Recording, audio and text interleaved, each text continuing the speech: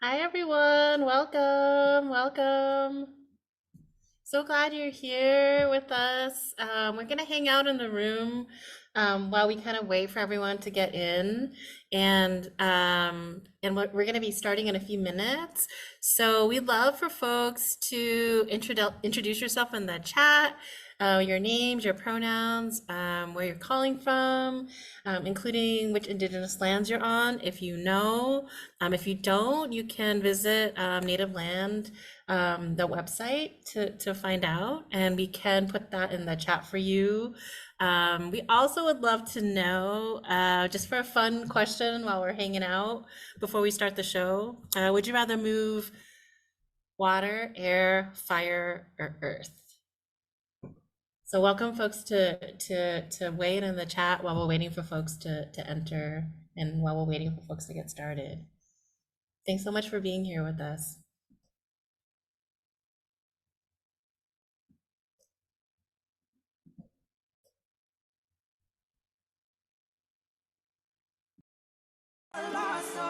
But they'll just see the tip of my iceberg. What's on the surface? A dope outfit, but there's more to me than you can see. I like what I like, and I don't need your validation.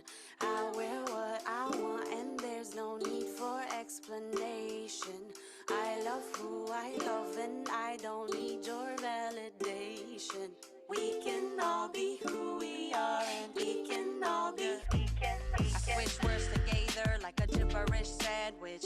I make magic, eat poetry for breakfast. I use clay to make a weird tree forest, and then I Photoshop myself into it. I'm like a big kid, practice not fit in. My gender's my imagination, coolest animation. I doodle when I'm anxious, find comfort in the strangest. My laugh sounds like a creepy horse, but it's contagious. I think it's super brave when you cry, and you don't have to stay within the lines. You were born to shine. My style inspiration's a colorful fish in the sea, but quite frankly, all pigs disgust me. I love being queer, proud, and non-binary. I love strumming on my ukulele, Lucy. When things get awkward, I break out in song. Everyone is.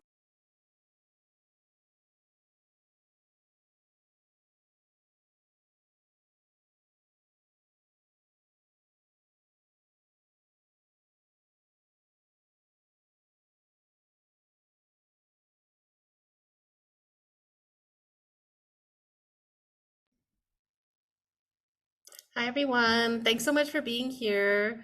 Gonna pass it to Chrysanthemum to get us started.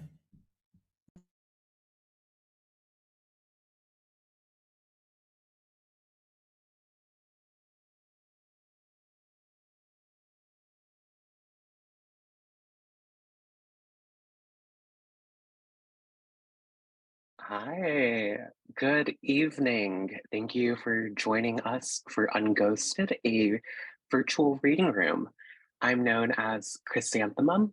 I use she, her pronouns, and I have long dark hair, glasses on. I'm wearing a light t-shirt that reads Free Palestine, and I am one of your 4 co-hosts for the evening as Asian diasporic, trans, non-binary, and gender-expansive writers. This reading tonight is one refusal of an attempt to censor our livelihoods. This has led to us building reorientingreads.com, a new community resource for lovers and learners of our stories. This website will serve as a living archive of writers past and present, and also connects curious readers to transformative writing. Thank you for being here to support this work and to celebrate what we've been cultivating. Thank you to Pro Bono ASL for providing ASL interpreters, and Sign Nexus for providing real-time captioning. This evening or this afternoon, depending on where you are, all readers and speakers will be providing a short verbal visual description of themselves. And now I am going to pass it on to my dear angel, Yenye. Hello, everyone. So I am a person with short dark hair, silver glasses, my computer glasses. I'm wearing a souffle light or dark gray half zip, And I'm so glad to be here with you today. So I'm going to talk to you a little bit about our Zoom norms. So please keep yourself muted in the large group. Oh, and my pronouns are he, him. I encourage everyone to connect in the chat and to use the chat and the reactions buttons to engage with us and with each other. We also encourage you to have your video on if possible, but it's not a requirement. And please be kind and respectful. We will remove harassing comments and people who are being discriminatory from this space. So just FYI. We're also recording this session and it will be included at a later date as a resource on our website. Yeah, I'm just really glad to see so many people here today. So this event is not hosted in a particular location, but we are all calling in from different places in the world. I'm personally speaking to you from the ancestral lands of the Suquamish, the Tulalip, and the Muckleshoot peoples. In addition, this area has been shaped by the labor of Black, Chinese, Japanese, and Filipino workers, and I want to honor all the care and labor which has allowed us to be present today in the places we are located. What this means for me as an educator and writer living in the region is to commit to learning about the history and culture of these communities, to show solidarity for the continued fight for Indigenous sovereignty, and to work on decolonizing our educational practices, including whose histories, stories, and lineages we center in our writing practices and education. I hope that engaging with the work that the writers, artists, and thinkers who are sharing work with us at this event is one contribution to this effort, and I encourage our audience to consider how you can individually and communally contribute to this work in a meaningful way to you. So please go to that link if you would like to learn more about where you are and the Indigenous peoples or territories that you're on. And I'm going to pass it over to Ching-In. Hi everyone, I'm Ching-Yi Chen. I use they, them pronouns. I'm a genderqueer Chinese American with short hair in a pretty white, blurry room with a little bit of green and a little bit of black behind me. And I'm wearing a maroon and gray and white plaid shirt. So I'm going to talk a little bit about where this reading came from and where our project came from. I was invited by Jennifer Chang to give a secret history talk for the 2019 Asian American Literature Festival. The idea for the talk was to showcase little known writers and artists. And I started to think about who I wanted to showcase and thought about the fact that in all the classes I had taken from K through 12 to my graduate school to community workshops, I had never been asked to read a work of a trans, non-binary, intersex, or gender-expansive writer. And I wanted to change that. So I used the talk as a provocation to the audience, who I knew would be full of educators, curators, and those who cared about Asian American literature, to ask them how many Asian trans diasporic writers they had included in their syllabi or artists had they curated. And that provocation led to an invitation to create a program for the 2023 Asian American Literature Festival in response. And that became the idea for the Trans and Non-Binary Reading Room. And the idea was that I would create a list of books created by Asian diasporic, trans, non-binary, and gender-expansive writers to be purchased by our partner loyalty bookstores and showcased and highlighted throughout the festival. And a lot of you know that that didn't happen because the Asian American Lit Fest was canceled just a few weeks before it was set to happen, with no warning to community and many of us who were involved in organizing it. Right before the cancellation happened, the staff was asked to prepare a document about possible controversial programs during the festival, and the Trans and Non-Binary Reading Room was on that list. And we were never given a clear answer about the reasons for the cancellation, but we're determined not to let that stop us in the goal to amplify Asian diasporic, trans, non-binary, and gender-expansive voices, and we started organizing. And that's why we're here today, so thank you so much for being here. I'm going to pass the mic to Noah. Hi, everybody. Thanks so much for joining us. It's so incredible to be in this beautiful room all together. My name is Noah Autumn Choi. My pronouns are they, them. I have medium, kind of wavy hair. I'm in a maroon sweatshirt. I'm Korean American, non-binary, and trans. And we're so excited to be launching Reorienting Reads with you today. So part of our vision is to create a website to serve as a public archive of writers past and present, provide teaching materials to educators, and connect curious readers to our transformative writing. And we want to ask educators, curators, our community members to pledge to support our goal. And we'll be talking about this throughout the show today. So we also want to share with you, what are we fundraising for? We're hoping to build and sustain our website through a kindful, very generously set up by Kaya Press. Our goal for this evening is $5,000. And just to be transparent and clear with y'all, these funds will be used for website administration fees and to support our efforts to create an Asian, diasporic, trans, and non-binary anthology, which we're so stoked about, as well as resources for educators and librarians as we face ongoing book bans and censorship. No amount is too small, $2, $20, $200. It's just so meaningful for us that we can create something that's for us and by us. And we're just so appreciative that you're here today. And I will pass it back to Ching-In.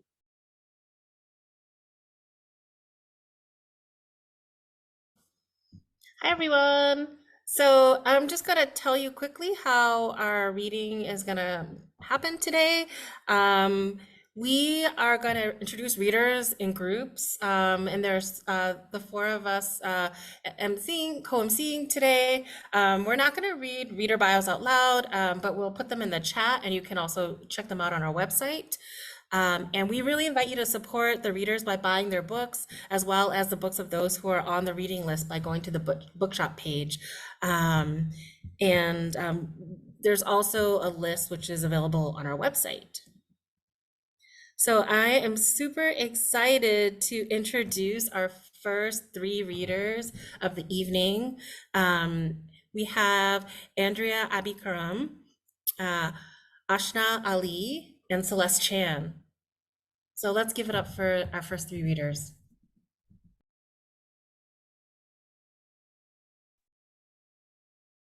Thanks so much, everyone, for having me and for all of your effort in putting this program together. I am a Lebanese American, trans and non-binary person with spiky short brown hair, a dagger earring, and a sapphire mesh shirt that reads Hanan in Arabic lettering with a gold chain. I'm going to read 3 short poems for you. And the first 2 are written and intended to be read from right to left, as in Marwa Halal's form, the Arabic. Names. Names are impossible, and so are bodies. What having one, the fuck am I supposed to do with it? Day after day, I wake up into it and try to fill it all the way up. My energy, like I know I'm here for so many things, but names, I wake up into it and put it on half cocked, half lineage, wanting the letter form, each peak sharp and fierce, overall wideness expansive. It looks so good, all caps, fucking powerful. I love the way it glitches internet search bars and name fields like function. It glitches in a race way, and it's obvious, not stealth, and hacking does glitch in a gender way, but no one tracks that the ledger part of my name connotes son of generous, and the casual part of my name, God, in perpetual drag.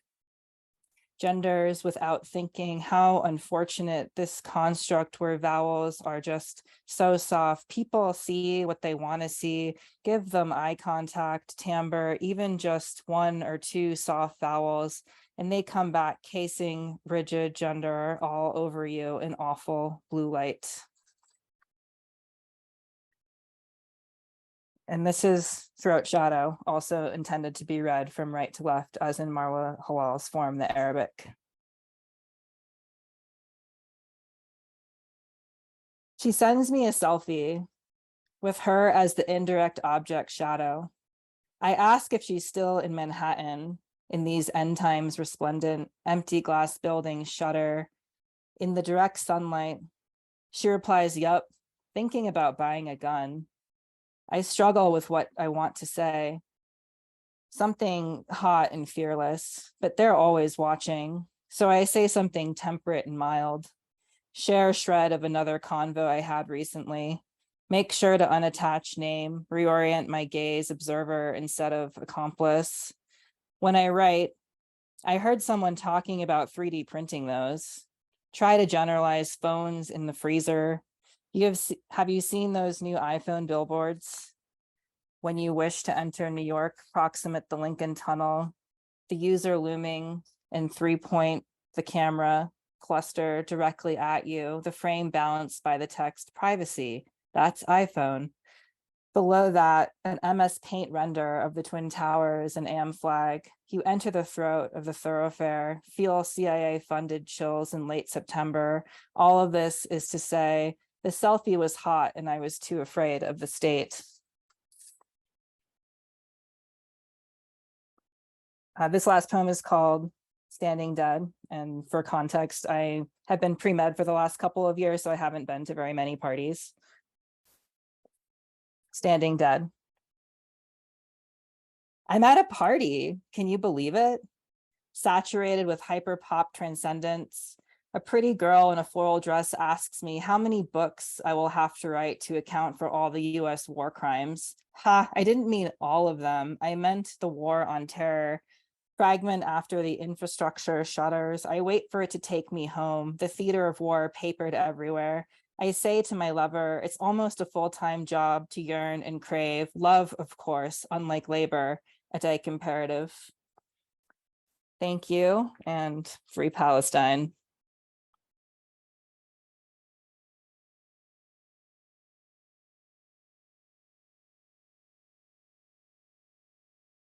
Can we make some chat and emoji noise for that brilliance and that gift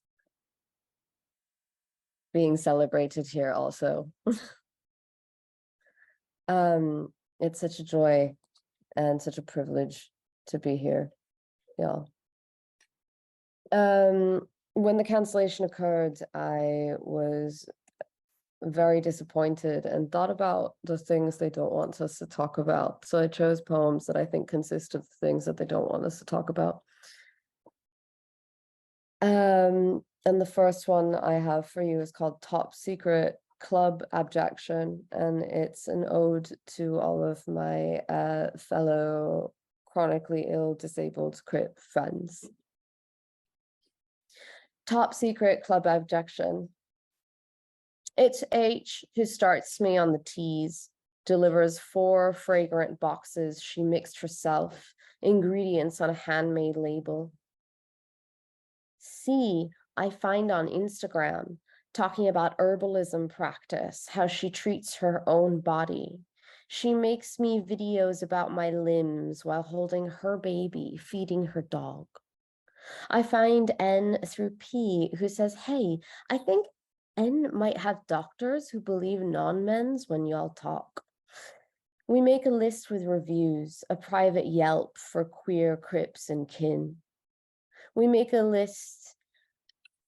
Oh my goodness, I'm so sorry. That is not mine. I'm gonna roll back for a second, my apologies. We make a list with reviews, a private Yelp for queer Crips and kin. I find the Nibo Cuddalo through B, who uses it before bed to not ask too much of a massage therapist partner. I buy it as a gift for at least 3 of the club, recommend it to everyone who has enough money this month. We use it together on the phone, the buzzing and moaning from each of our homes, confusing, we hope, to whomever might be surveilling. When I start the new drug, 2 of the club tell me not to be surprised when I can't eat, when there's a zap between my ears, when joy feels just as far as rage, which combined feel like nothing. Though we live in different states, we coordinate days to say, fuck it, do whatever we like. have one glass of wine too many, eat everything. We cackle and cry to one another from wheelchair, bathtub, toilet seat, shower stool, somewhere on the floor. The club says plans are not plans unless we've measured capacity, found whatever honesty we have left between the sofa cushions. The club says, hey, I've got enough Valium for 2 today. The club isn't afraid of blood, vomit, piss, shit, pills, passing money around. Tomorrow, we get up, clothe ourselves in health, a workplace costume, because everyone knows that everyone would rather be fooled.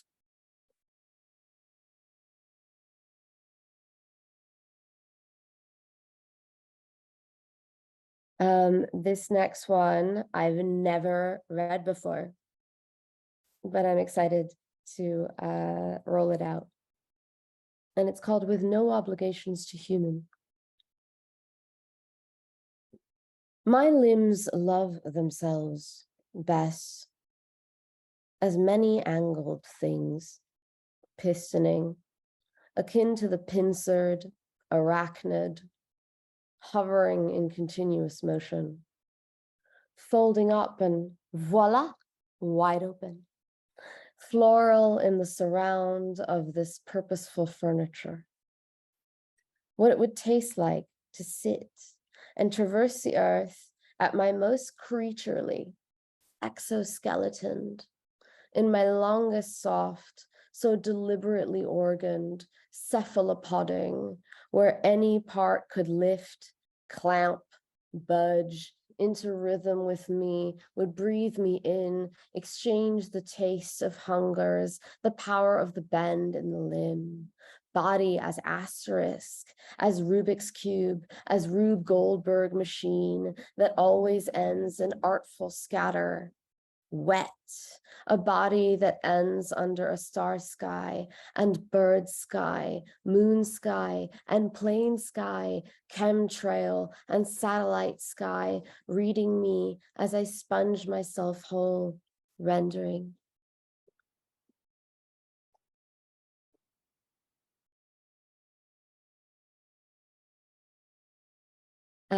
This next one is really personal. I guess I'll just leave it at that. There are many cats where I am, and they are very young and sprightly, so things are dropping. My apologies. Still life with tamales. In Mexico City, I eat street-side tamales while my mother buries my cousin in Furipur. I grieve my youth as she celebrates a wedding in Dhaka. I stop at a sanctuary, watch a python's slow choke on the tiniest of mice. A girl's recorded voice boasts mattresses and microwaves over continuous barking. I make no friends. I miss the car to the hot air balloon, but spend the morning painting puffin feathers, violet and emerald. Realism eroded so long ago. New York's grimace still tenses my lumbar. I tell no one about how this is longer than I was expected to live. Pairs on dates, meet wine glasses by moonlight as my body becomes a hoax. I steal time with reckless men, needless accomplice to their impulses. Yes, I know there are other ways, but this light is so lustrous, it rephrases possibility with confidence too great. I don't know which one of us, me or this city, is lying. I choose a ring of assorted stones as a reminder of these phantasms, the names I have yet to give them. My mother calls to say, "Don't you feel better now in the sunshine? You look so beautiful." And this is going to be my last one. And I think potentially in some ways the most disallowed, or I would like to think so, in my most deep fantasies of being rebellious because somehow I haven't gotten over the need. It's called The Curse of the Nymph. I had a lover whose hunger was so large, its glut dreamed of swallowing the world. She wanted as many at a time as she could have, swarms of limbs, preferably young, preferably white, a cyclonic chimera of erogenous zones drenching our bed for her basking. Her belly braid for blonde benefit, so devoted to blue-eyed barbiturate that her maw hung perpetually open, gorging to forget how they speak angular, broken Spanish at her, thinking her a grocery worker, assume her a have-not, prohibited from so much as dreaming of their forbidden skin. Invisible, unfuckable, held by the forehead from the borders of a country carved in the shape of a white woman she could never be allowed to touch. My forehead, too, lives pressed against the heel of a pale nation's palm, paints me extraneous, a color I wore without considering it might wash off. Slathered in a sleeve of my lover's sepsis, I lived to serve, gnashing my feet to nubs on treadmills of approval, determined to run until small enough to be seen, chosen, which of course I was. Notch girl, mistress of spices, imported fruit easily acquired from the ethnic food aisle with my lover's brokerage. Might as well, since I happen to already be there.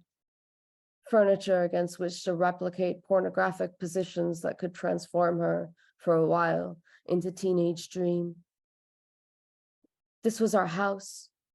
She who defied denials of desire, with she who could only be buttress, aiding and abetting the scene. We called it solidarity. We called it home.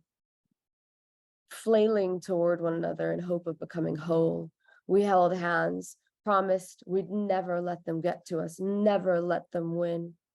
Chanting this together, we marched onward, handmaidens to their every whim, bedecking their lives with all of the precious light of our color. Thank you. I apologize, I previously forgot to mention this. I'm a South Asian person, a non-binary person. I have a very small head and very big glasses, a yellow tint across the front, gold earrings, and I'm mostly wearing black with a gold pendant and orange walls behind me. Thank you so much for having me.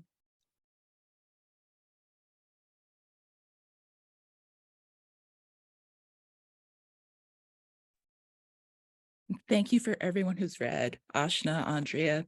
My name is Celeste. I'm a Chinese and Jewish femme wearing clear cat eye glasses. I've got bangs and long dark hair.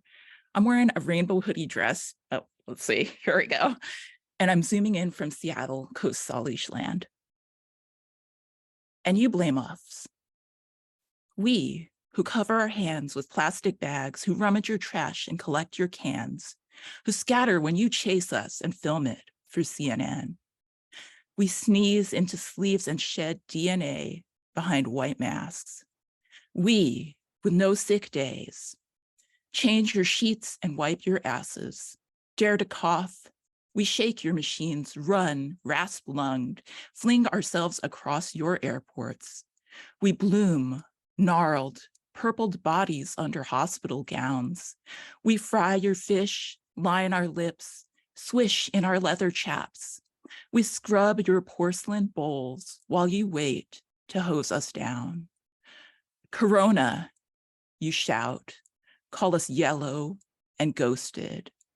You sneeze, you spray us, Febreze hit us with keys, hand sanitizer fists, the spittle flying from your lips, virus, a mess of droplets suspended mid-air. But we glide. Pick up your dollar bills and plates and pills. We sashay, we strut, we swim like astronauts away.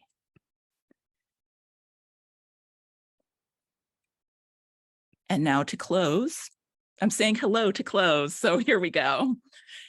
Hello, beautiful people. Hello to us, non-binary, trans, genderqueer, and queer, the freaky, the fabulous, fat femmes, fierce ones, inverts, variants, exiles, melders, elders, youth, the displaced, everyone, all of us unseen, disregarded, left out of the mainstream movement. All of us, the ghosted ones. Let us remember among these memories, ACT UP, marching, laying down in the streets, their cardboard tombstones blocking traffic. Remember that David Wojnarowicz dreamed of, quote, taking Amazonian tipped blow darts dipped in infected blood and spitting them at the exposed necklines of certain politicians. Let us remember and keep building, keep building, keep building. And I do want to say free Palestine. And thank you so much to all of the organizers and to all of you here, all of this collective energy. Thank you.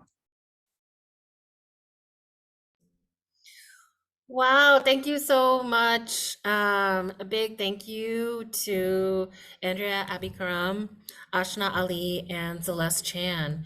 And I'm gonna pass it to Noah for the next block. All right, y'all. For those of us who are just joining us, what incredible readings we're starting off the night with. So a little bit again about our fundraiser, which is accessible through Kindful. Thank you so much to Kai Press. Our goal tonight is to raise $5,000, and we're asking you to donate whatever feels possible. No amount is too small. And also to help us spread the word to any friends, communities, anyone you might think of who would be interested in supporting building a resource for Asian, diasporic, trans, non-binary, and gender-expansive voices. So when you go check out the website, you'll see that there's different pledges that people can take. For educators, there's a pledge to teach at least one book or chapbook by Asian, diasporic, trans, non-binary, and gender-expansive writer. For curators, to pledge to curate and pay one of us at least to do some programming. To readers or to other community members, to go to your local library, to ask them to please purchase at least one book or story by one of our community. And you'll be able to see all of these things on our website. There's a take action page, and you can also sign up for a newsletter there, which we really hope you do. Okay. So stoked to be jumping into our next set. Just a small reminder to our readers to try to keep your reading to 5 minutes or less if possible. So excited for this next four coming up. We have Felix, Chau, Bradley, with River, Ying, Dandelion, Eli, Tareq, Bechelany-Lynch, and Ejin. And please put your love in your chat, in your video square for our first reader coming up, Felix.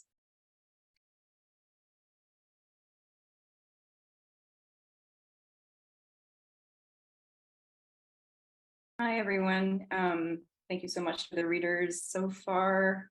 So honored to be part of this event. I self-description, I'm a non-binary mixed race Chinese person with a bleached buzz cut. I'm wearing metal framed glasses and earth tones, and I'm wearing a black and white keffiyeh to show my solidarity with Palestine. I'm going to read and I'm zooming in from Joukhader, which is on the unceded territory of the Ghanaian Gehaga. I'm going to read an excerpt from the middle of a new story. I've never read it before to anyone. It's called Sea Glass. I think I've been thinking a lot about like the sovereignty of kids lately, like trans kids and queer kids and kids in Gaza and elsewhere. So I thought I'd do a story narrated by a kid. I think all you need to know is that the narrator is a child with a younger sister and that their dad has taken them to the beach in Toronto, where a mysterious friend has just joined them. Oops. Sorry.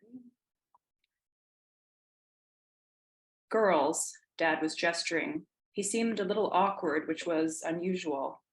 This is my friend Laurel. He didn't seem to know how much space to leave between himself and this woman, Laurel. The air between them shuddered. I suddenly thought of Mom alone in the house. Was she looking out the window? Could she see what was going on all the way down here? These are my girls, Michelle and Jemima. Pleased to meet you, Laurel said, and inclined her head in a semi-formal manner that also seemed to be a little joke, maybe a little joke with us. I'm Jason, remember? I was mad that he'd forgotten again. In addition to being mythological, Jason was the right name for summertime. July, August, September, October, November spells Jason. Laurel laughed at this. I never realized that, she said. Jason. Very cool. Hello, Jason. Her laugh showed her teeth, which were crooked. Was she trying too hard? I wondered. I squinted up at her. Michelle had leapt up from my lap, her purple bathing suit sagging at the butt, and was showing Laurel our collection of sea glass. The pieces were mainly green, but some were a cloudy white or a deep brown. Oh, I love sea glass, Laurel said approvingly, surveying our little mountain of shards. You know, if you take these home, you can put them in a little bowl filled with water, and they'll stay shiny forever. Her eyes smiled at us from under her thatched hat. They were not unlike the smooth green fragments we were clicking between our fingers. I sidled close to her. I smelled her smell, which was different from Mom's. I wasn't going around smelling adult women necessarily, but I knew that Madame Beaumont, my grade 3 teacher, smelled like pencil shavings and dried rose petals like the one Dad's mom would put in a little pot on top of her toilet. Mademoiselle Katz from grade 2, whom I liked better, smelled of vanilla ice cream and cinnamon hearts. Once you knew someone's smell, you couldn't unknow it. You couldn't detach the smell from the person. You knew they were in the room without having to look, or even when they'd been there and already left. Laurel had freckled skin like Dad, but less hairy, though she had more hair on her arms than Mom, who had none. Laurel smelled freckly too, zesty like orange peel or bubbly water mixed with pink lemonade, which was a delicacy that I had invented myself. I was not a woman and did not need to concoct a smell. I could smell like myself, which so far wasn't much. Eventually, I'd wear Old Spice sports deodorant like Dad, I had decided. It came in a white container with a red top.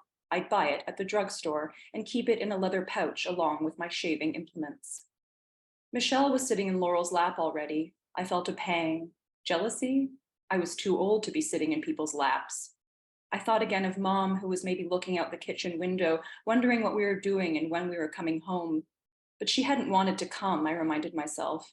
Maybe she was enjoying her time alone, playing Bach fugues on the piano with no one to bother her. Before guilt could catch me, I scrambled to my feet and busied myself looking for more sea glass. The sun was high in the sky and the lake was coughing up wet stones that glinted in the light so that it was hard to tell what color anything was. I grasped what I thought was a green treasure, only to find myself holding a plain gray pebble. I threw the gray pebbles back into the water over and over, trying to throw them out farther each time to get rid of them. I felt offended by their normalcy, how it kept washing back to me. Michelle always charmed new adults so quickly.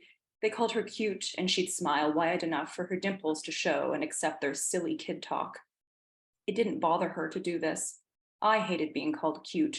It was a word like the lacy roll-down socks that I had discarded in the sand. It made me feel frilly and folded over. I couldn't accept it, and I never smiled at the adults who said it, and then they didn't like me or told my parents I was rude. Dad would laugh it off and ruffle my hair like he was almost proud of me for being difficult, but Mom took it badly. She'd get agitated and pull me aside and give me instructions on how to stand better, or warn me that the wind would change and my face would stay that way. She herself frowned often in the company of others, nervously pulling her bottom lip under her top teeth until it disappeared. I felt that she didn't like her own traits in me and preferred Michelle's way of being, which was the way that Mom wished she were too. Couldn't Michelle just be the one to wear the lacy socks then? I didn't understand why I had to, if it didn't make anyone happy. Thank you, and free Palestine.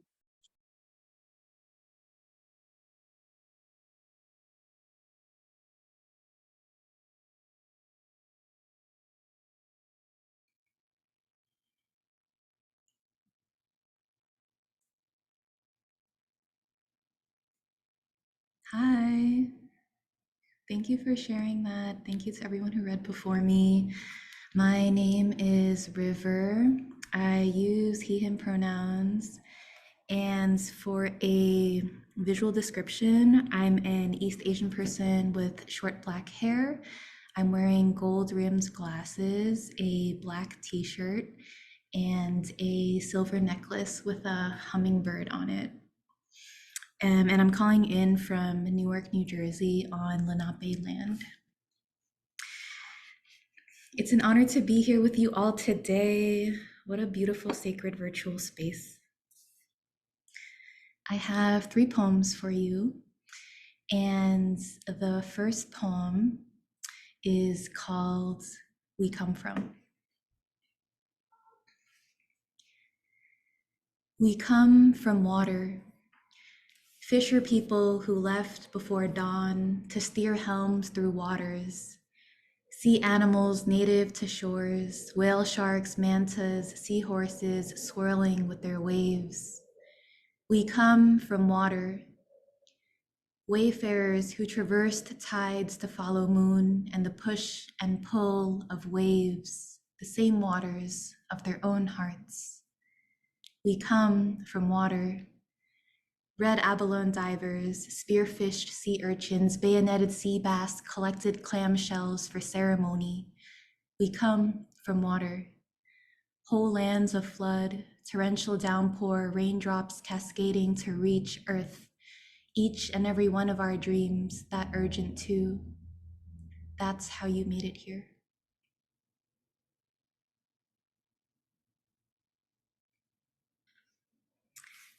The second poem is called Love Pantoum to the queer and trans poets I met on Zoom during pandemic.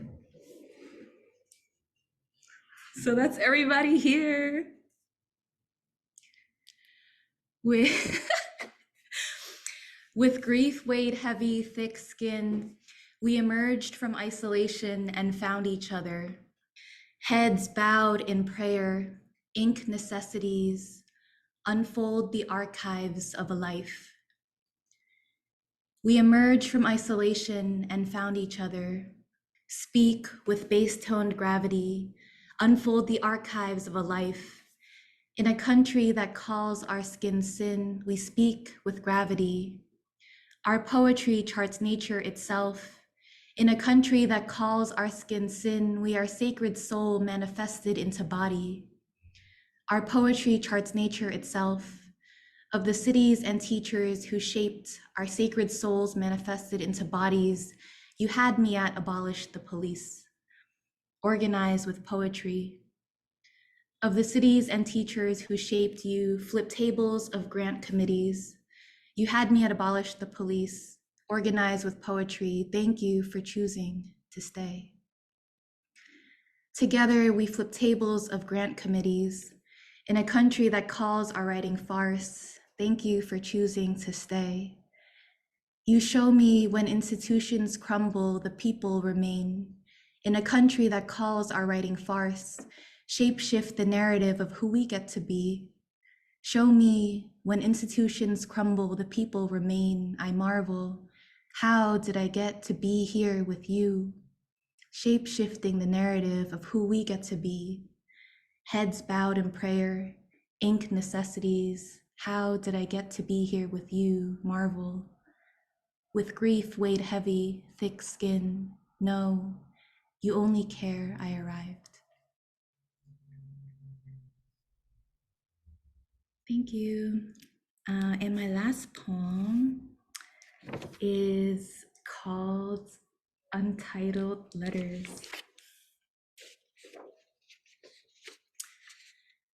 One. My love, we have traversed too many waters to sink this ship now, my love. We have known longer voyages on seas where we forgot the soft embrace of soil on knees, my love. We have helmed too many storms to run from raindrops thundering caverns now, my love. The last time you allowed your craters to be caressed, you quivered like aspen trees.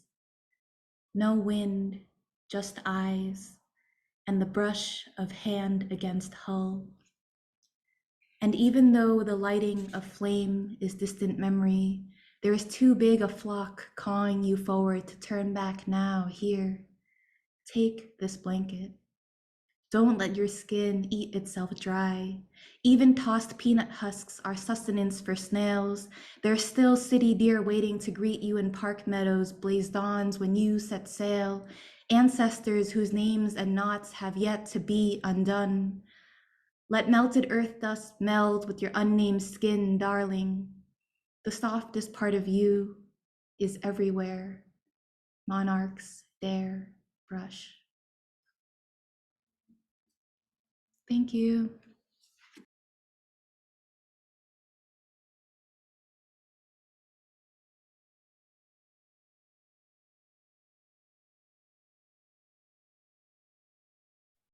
Hi, everyone. Sorry. Thank you to everyone who's read already. It's been really great listening to everyone. And thank you so much to the organizers. So much work went into this. You can't even imagine. I mean, I just saw like how much accessibility and care and, you know, making sure this happened in a really great way went behind the scenes. And I imagine there was even more work. So just want to thank the organizers for having us all. So my name is Eli Tareq, or Eli for short. I'm a non-binary, trans, mixed race Arab. I'm Lebanese and white Canadian. I have dark brown hair that's about to my ears. It's a bit wavy, and I have a gold septum ring in my nose. I'm wearing a white shirt, and I'm also wearing a keffiyeh, which is worn by many Arabs, but is particularly a sign of Palestinian resistance and revolution, and started to be so in between 1936 and 1939 during the Arab uprising and war in Palestine. So, you know, as everyone has mentioned, definitely free Palestine. And yeah, I'm going to read two poems. One is from this, it's in this anthology or journal issue called Disability Desirability. That's published by Arc Poetry, which is a Canadian journal. It has a lot of really cool disabled writers in it. So the first poem is called Expulsion. I had to get all up in the business of being, took a large sniff and moved beyond. Something other than rotting apples, other than old socks. I was never good at smelling.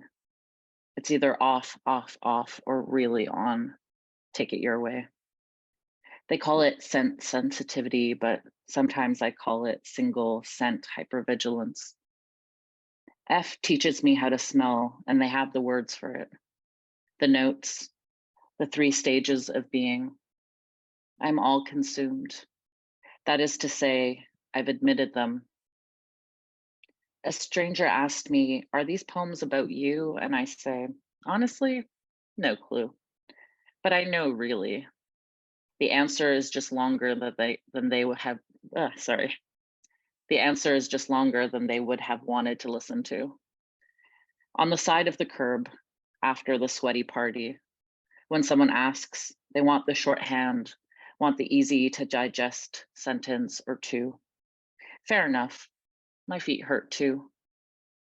But I'm over that, over shrinking that which takes up so much space in my head, in my limbs, that which evolves over and over, daily, manipulated, circled, swirled, in the senses, in the toes, in the ache of my joints, manipulating my fingers to type.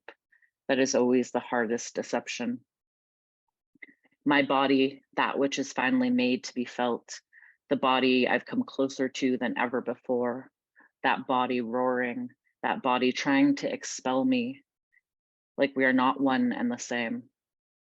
You left me for so long, it seems to tell me, and in fact, it would be right. I didn't mean to, but that's beyond the point. The damage is done, the ache is present. The expulsion feels more violent than the violence in some ways. I am me, but am I you? Body, feeling, pressure. Are we not in sync? Are we out of left field, aligned right in English, aligned left in Arabic? comically impossible to reach, like, ha ha ha, but who expelled you first? Your brain, or was it someone else? The other who is now expelled, pushed out, we've taken space. Unfortunately, the joke lands for almost no one, not even the body, not even me. And we're left deserted by the side of the road, thumb out, with no rides in clear sight. So I'm just going to read another poem from my book called The Good Arabs, published by Metonymy Press. And it's called The Cycle. And I just want to give a trigger warning for there's some violence in relation to war. And I imagine, given the current circumstances in Palestine, it might be triggering for some people. So please do what you need to do if you need to pause for a sec on this poem. So, The Cycle. 1. These days, I see capitalism written plainly in every poem, though the poetry masters say show, don't tell.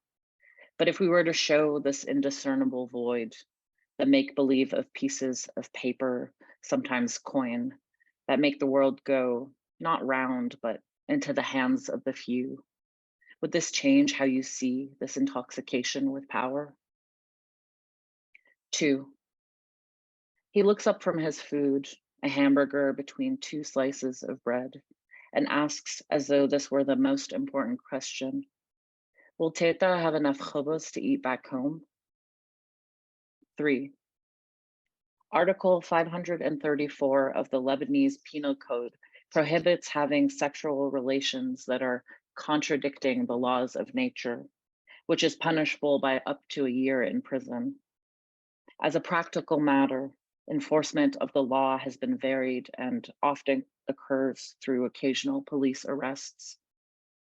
That is to say, this law was put into place by the French government in the early 1900s. They say a relic.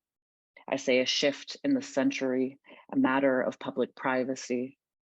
She says, Aibishum, which means we have absorbed their respectability. 4. These days, I see more people looking for work. It is unavailable. Those of us in the service industry must risk our lives or risk our lives. There's never really a choice.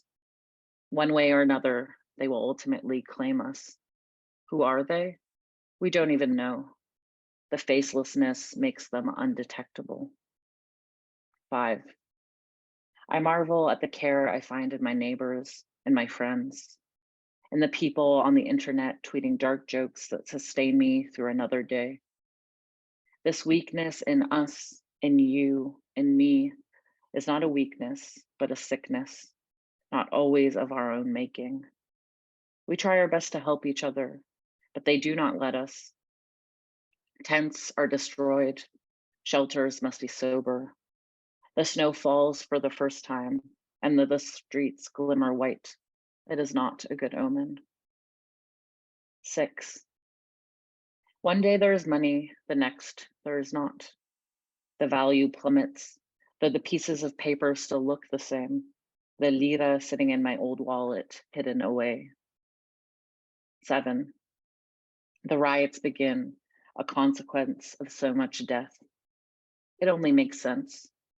We debate whether this is the right recourse or not. This is not up for debate. What is the difference between objects and people? When we turn certain people into objects, we become monsters. Ugliness seen not in the way we look, but in our hearts, drying up, yellow, quickly, redirect our attention. 8. The death of one political man means nothing. I would say a woman or a person, but it is almost always a man. They replace one man with another, and it is always the same. This time, it is in our faces. Escalated, some of us adapt. The men are starving, but not for food. This insatiable hunger leaves us wanting for more.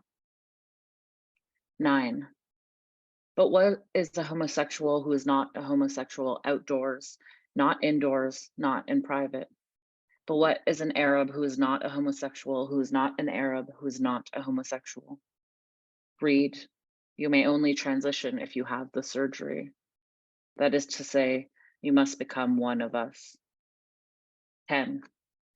Read, a year in prison. Read, the police are called. Read, the bars are raided. Read, acts contradicting the laws of nature. Read, at the hands of the police. Read, and the military. Read, I will not describe to you what violations occur, what a prison looks like, if only to stop the violence from reoccurring on the page. Thank you, everyone.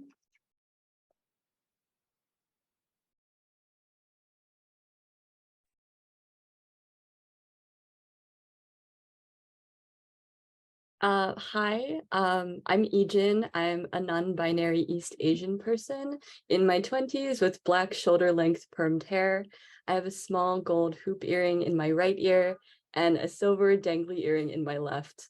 I'm wearing a yellow long sleeve button-up shirt, and I'll be reading 3 poems. The first of which is a new poem. Excerpts from Certificate of Abandonment. And this begins with an epigraph from Sharif Shanahan, who says, "Abandon is not a feeling, it's an interpretation of events." A certificate is 1, a document containing a certified statement, a definition containing the word it describes, much like how the state is contained inside the citizen living within the state, or 2, a document evidencing ownership. Separation is not a singular event, but a condition. Separation is both the breakage and the debt it leaves behind. A daughter is a debt. I separate from history. An ant crawls across a piece of paper. Its legs are darker than my hair, yet no trace is left on the page. There are many ways a sentence can be written. Certificate from certificare, to make certain, to lose endlessly even the knowledge of what has been lost. Truth being another form of property and as such subject to coercion. A mother is a daughter and thus a debt multiplied. A sentence is what is left behind. This next poem is titled 2 Stories About Drowning after M. Ezra Zhang. As a child, I refused to brush my hair when it tangled in the wind. I was an only child, so I pretended the wind was a sister braiding her loneliness into mine. This was my life. I have left it now, I say, as if I had never been inside it. There were whole years I was so lonely I could not even describe myself. Loneliness describes a feeling the way a hand describes touch. I've never looked like my mother, but the least I could have done for her was look like someone else's daughter. I thought this once, meaning I thought this all my life. I was a definition without a word. I was lonely because I was alone. No, alone is not right.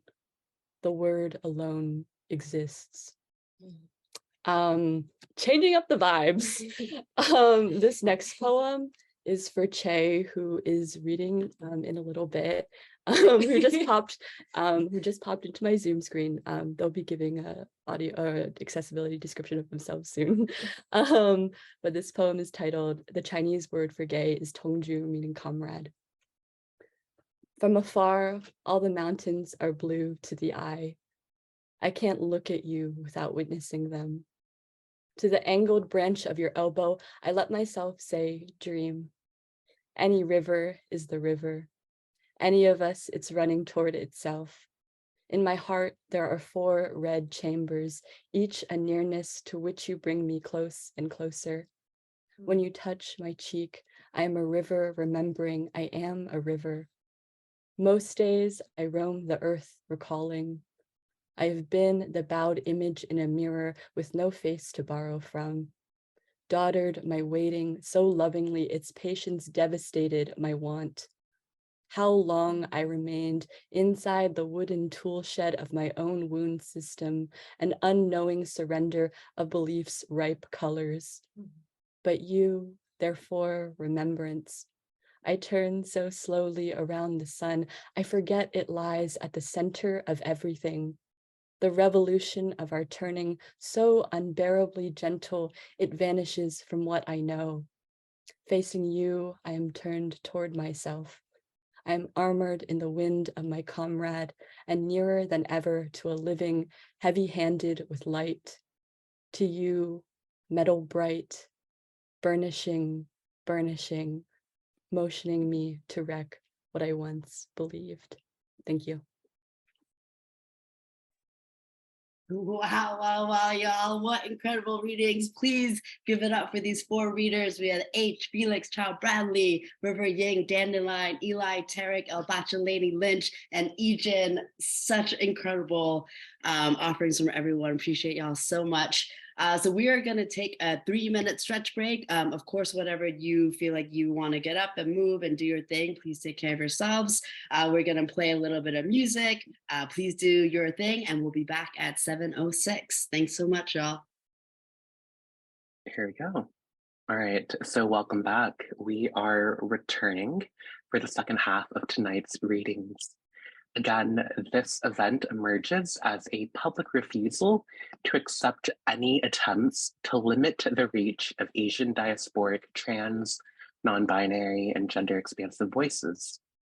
And not only are we fundraising to build and sustain reorientingreads.com, we also encourage supporting organizations that fight the consequences of censorship, including Palestine Legal. The next 4 readers will include George Abraham, Lindsay Choi, Chaelee Dalton, and Zeyn Joukhader. And now I am going to let you know that George and Zeyn cannot join us in person, but we do have some recordings from them. So I am going to start it off with George, and thank you again. All right.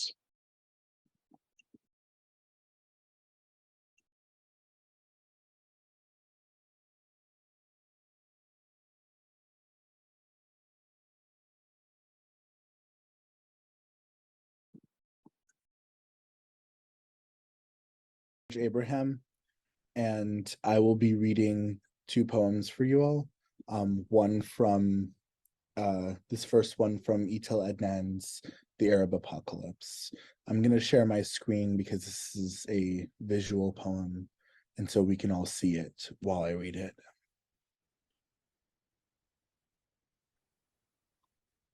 I've been returning to this piece a lot because when Etel Adnan was writing this upon returning to Beirut, just before the outbreak of which became the Lebanese Civil War, she wrote this and formed this entire poem through the lens of Palestinian catastrophe and writing from within a position of catastrophe and broader Arab complacency within catastrophe. And I think there are so many resonant lessons that we can learn from returning to a text like this now.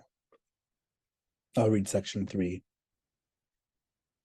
The night of the non-event, war in the vacant sky, the phantom's absence, funerals, coffin not covered with roses, unarmed population, long, the yellow sun's procession from the mosque to the vacant palace, mute taxis, plain-clothed army, silent hearse, silenced music, Palestinians with no Palestine. The night of the great Inca did not happen, engineless planes, extinguished sun, fishermen with no fleet fish, with no sea fleet, with no fish sea, without fishermen guns, with faded flowers, Che Guevara reduced to ashes, no shade. The wind neither rose nor subsided. The Jews are absent, flat tires, the little lights are not lit. No child has died, no rain. I did not say that spring was breathing. The dead did not return. The mosque has launched its unheeded prayer, lost in the waves. The street lost its stones, brilliant asphalt, useless roads, dead army, snuffed in the street. to shut off the gas. Refugees with no refuge, no candle. The procession hasn't been scared. Time went by. Silent phantom. Stagnant tide. Weightless blackness. Motionless cold around a non-existent fire. Car with no driver, Ashrafia Hamra, words under lock, fear with no substance, windowless, walled city, a dead man, forced to go home on foot, a bullet in the belly, prayer in the mosque, black procession tinier than ants, Allahu Akbar, cybernetics of doom, broken machine, a breeze but no garden, the much-awaited enemy has not come. He ate his yellow sun and vomited time. Lemon crushed by a wheel grating under funerals. Between Beirut and Sidon, there is the sea. The night is not of war. Nothing is crushed by the silence. Guns are rusting in travel bags. Revolution. And now I'll read one of my own poems. Thank you all for having me virtually. I wish I could be there with you all. Love letter to the eve of the end of the world. Every generation has once considered themselves survivors at the end of a world. Doomsday clock, nuclear countdown, and the walls came tumbling, unveiling of singe and gas chamber, trench warfare, history, the body we slice through and never something to live in, to survive. How many times have we assumed ourselves writing from apocalypse and not towards it? Modernity is a failed project. I type into the silicon expanse of my galaxy if it would mean a return to a world where we bury our dead whole, where light was not rewritten into a night sky's apology, where land was returned to only land, like high water returned to merely ocean. Then I beg, let us fall with the unquiet dead slaughtered by our own gaslight, the flora wilting over the gazelle's footprints trailing to the edge of a cliff, extinction where once was whole air. Do not mistake this for despair. The only way I can love the whole of us is to stare into the center of our unmaking and learn to love the worlds made possible in our own fall. We can bend countries like branches until they break, or sever instead the roots of the ever-knowing tree, the need for an ecosystem to call Eden. Elsewhere, a new history of touch, not pitted against the land. Elsewhere, our teeth sinking into the soft flesh of a fruit without mourning. Thank you all so much. I really hope that you all take heed from the organizers' calls. People right now who need our monetary support are people like PYM, Palestinian Youth Movement, people like Palestine Legal, organizations that are mobilizing political power. People in Gaza are saying right now that humanitarian aid is not reaching them. This is a colonial crisis, not a humanitarian aid crisis. And so we need to act instead of waver. And any actions we can do, call in our representatives, promoting boycotting divestment and sanctions movement, committing to the PACBI, the Palestinian Academic and Cultural Boycott of the Israeli State. Support these causes, bring these institutions. The Writers Against the War on Gaza collective has had a really strong letter that can be used as powerful institutional language to commit to these kinds of things. So we need to show up in our actions, join a protest. This kind of stuff is much more important than humanitarian aid. And if we want to give aid to people who are mobilizing and supporting people who are speaking out. So that's my 2 cents. And thank you all for having me.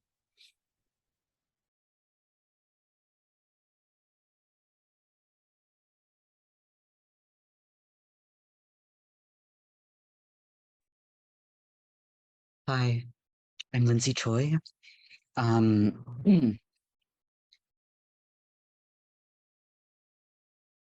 we in sync? Okay, can everyone, is my voice coming through? Yep, we can hear you. Great. Um, yeah, self-description. I'm Asian American trans mask with short black hair. And I'm wearing a beige beanie, a silver necklace, and a short-sleeved black t-shirt. And today I'm going to be reading a poem called Plate, which is the last poem in my book, Transverse.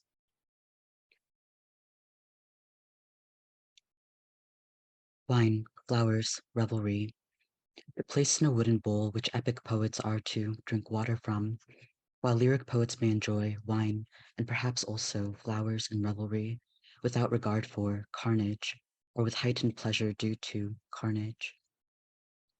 A particular vagueness entailed in kumquats, precursor to grief, eggs in the nest of grief, which must also be placed in a wooden bowl to sun, like flower water, wine collected from a wooden floor, glass in its truest shadow, not a cup, nor a vase, nor a jug, but a lung, and sorrow, a bouquet or palette of particular monochrome colors, heart steak, pearl onion, more air, more moors. Relinquished dance fall prey to love and forgetting that all liquid must be fetched in a wooden bowl from a river into which one can never step twice and find the same river or sameness, though in the forgetting I have fetched body in a bowl from the very stream I have often peered for divination, though I have become uncertain if it is the same river, if it ever has been lined with birches, if body I have brought back, if it is a body, if it become the same body, if the song I have whispered to the river, if it is indeed a song, if the wooden bowl I have fetched for love or grief or lamentation is the bowl that will fulfill this act of love, if it is an act of love, the braid song, braid body, braid river range. And I'm going to finish by reading a set of very short poems that are all distorted translations of one particular really famous poem by the Korean modernist poet Seo Jung-ju. For some context, this poem takes place during a period of Japanese colonial occupation of Korea, during which time leprosy had become illegal. And so all of the people with Hansen's disease, which is the medical term for leprosy, were incarcerated generally on one particular island called Sorokdo, which is on the west coast, the southwest coast of Korea.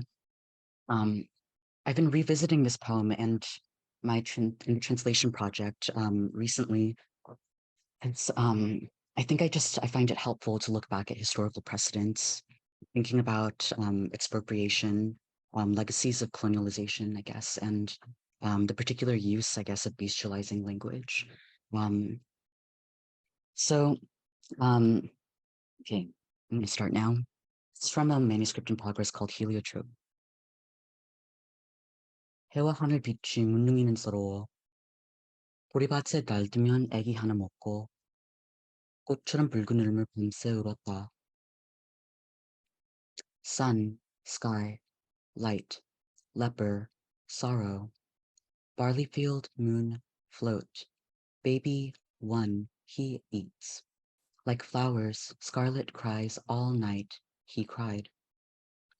Sun, sky, light, leper, sorrow, moon floats, baby eats, night, cries, cries, flower-like, all night. Dawn sky, light devours sun, baby flowers, baby floats over barley field, leper consumes cries like sleep. Flowers cry the leper's sorrow, sleep floats scarlet, a baby endures the moon. Leper floats over a field of eggs, like cries they flower in place of light.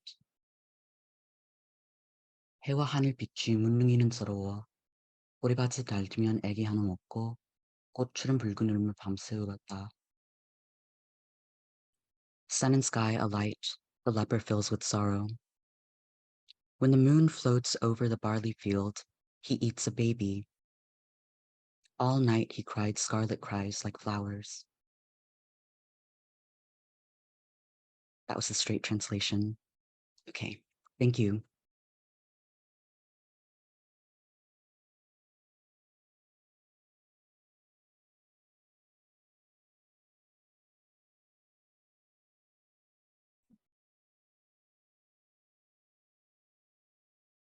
Hi, everybody. I'm Chae. I use they/pronouns. For self-description, I'm an East Asian gender fluid person in my mid-20s.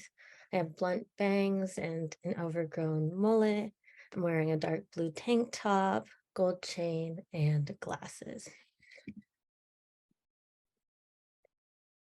Okay, so I'm going to read two poems. The first is from a collection of poems that focuses on the tension between the ghost flames, which are the spontaneous fire that arises in sites of mass death in Korea, and the inflammation and erosion in my own body. I write a lot about aftermath, specifically the aftermath of colonial violence and how it isn't actually aftermath, how the past is never the past. So it's important for me to acknowledge the ongoing violence of the occupation of Palestine and the importance of us, particularly as queer trans poets in diaspora, to mobilize with all that we can, free Palestine. A question of density. Writing this time a question of density. In other words, the bones in my wrists in the X-ray were showing areas of lower density. In other words, the bones in my wrists were eroding. As I know little about the body, but more about the world, my first question was, where are the parts of my wrists going? Knowing that something does not just become nothing. The studies do not address the parts of the wrists which have eroded. I hypothesized they move throughout my body farther from my wrists, and their movement becoming something other than my wrists, something without a name. I decide as a bad joke to call these parts the wrist diaspora. Diaspora, the opposite of density. Density, which I must imagine as a hand made tight into a fist, which I must imagine as I am unable to make it. Diaspora from dispersion, wrist from turning. How ironic my wrist couldn't move and then it did, in parts. Most of the time I'm thinking about density, I'm not actually in Korea.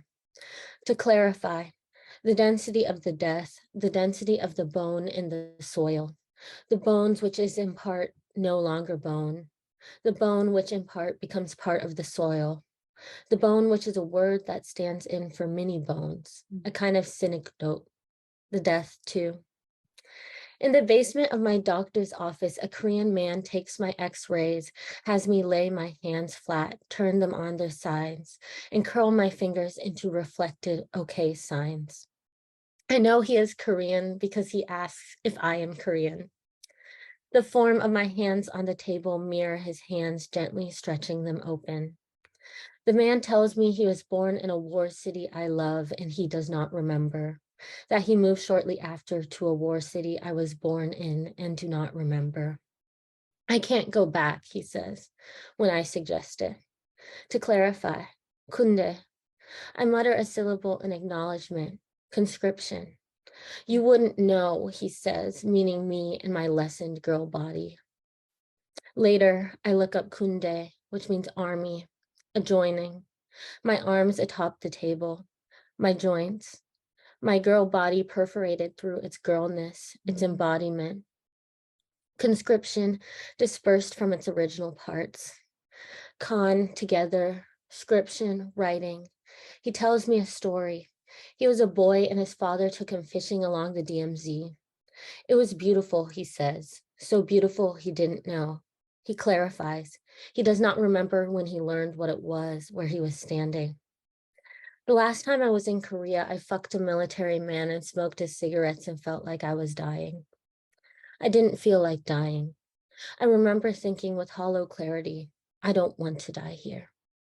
Here being there, and how much does that matter?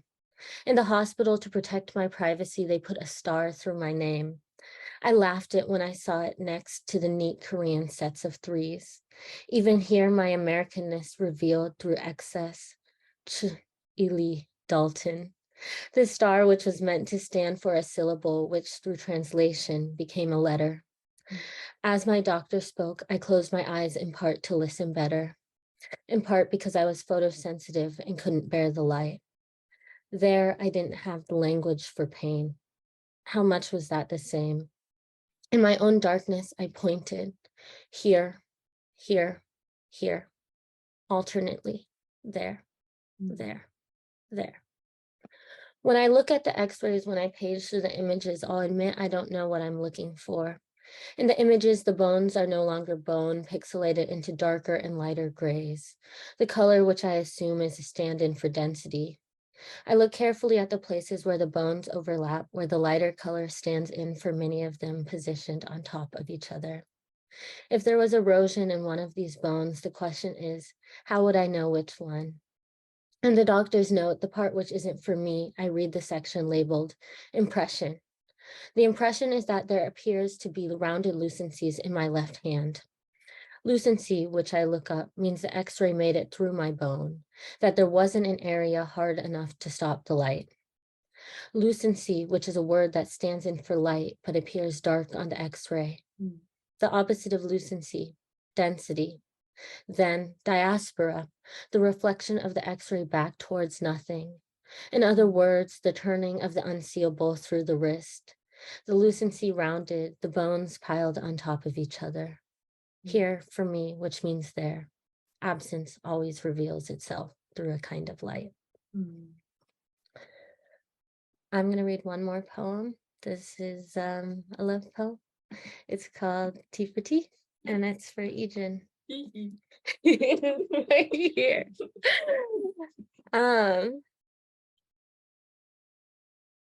Tea for Tea. In my binder, I am the closest to my breast that I've ever been, the closest to my chest, to my breath. In my breath, I let air move from one small, sharp, and expansive container to a larger, sharp, and expansive container. In this container, I give you a smaller container, one to fit yourself into, one that brings you closer to yourself. I want to be bringing you closer to yourself. I want closer to yourself to be closer to me. In your binder, you are in the binder that was once mine. In your binder, you are telling me a joke about how a trans friend of yours posted looking for free binders and someone asked, with 3 rings? In my binder, I am telling you about how I believe binders like tarot decks should be inherited, one queer to another. In bed, in our binders, we are making jokes about binders being our source of intergenerational wealth. Like any wealth, binders cannot come without a cost. Like any container, binders have an inherent constraint. It is difficult, for example, to put on a binder when you are wet with sweat or from the shower. It is almost impossible the way the water sprawls across the elastic. In my binder, in the container of my body, I keep a secret reservoir dammed by the rest of myself. Out of my binder, I help you unroll the scrunched fabric down your chest, touch your chest to feel what is not your skin, what is not your chest, what is not your breath, but what is outside of you. And because of this, what before me can feel your movement, your breath. Thank you.